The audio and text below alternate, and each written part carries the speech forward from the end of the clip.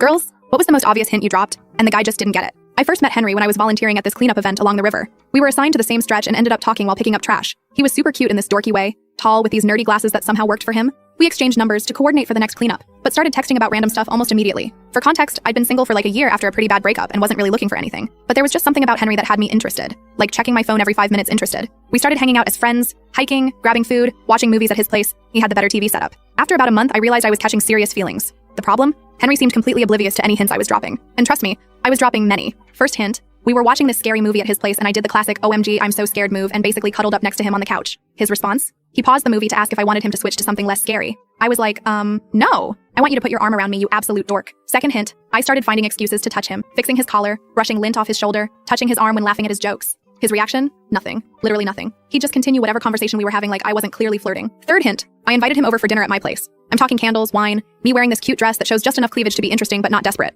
I even made this fancy pasta dish that took hours. His response? He brought a board game because he thought I might be bored just having dinner, and then spent the entire night talking about some podcast he was obsessed with. I wanted to scream into my pasta. By this point, my friends were telling me to just make a move already, but I kept thinking, surely he'll catch on. I didn't want to be too forward because what if I was misreading our whole friendship? The anxiety was real. Fourth hint, we were texting late one night and I literally sent, wish you were here, my bed feels too empty, with a sad face emoji. His response? Have you tried a body pillow? I got one last year and it's great for side sleeping. I almost threw my phone across the room far. The final straw hint happened when Henry helped me move some furniture in my apartment. It was the middle of summer, like 95 degrees, and he'd been lifting heavy stuff for hours. He was all sweaty, and I suggested he could shower at my place before heading home. He said that would be great. So I showed him to the bathroom, gave him a towel, and then said, and I quote, you know, water conservation is really important these days. With the most suggestive smile humanly possible. This man, this absolute walnut. He looked at me very seriously and said, that's so true. I always try to keep my showers under 5 minutes, and then close the bathroom door. I stood there in the hallway for a solid minute just staring at the door, completely dumbfounded. After his very quick, environmentally conscious shower, he thanked me for the towel, helped me arrange the last bookshelf, and then said he needed to head out because he promised to call his mom that evening. I was officially done with hints at this point.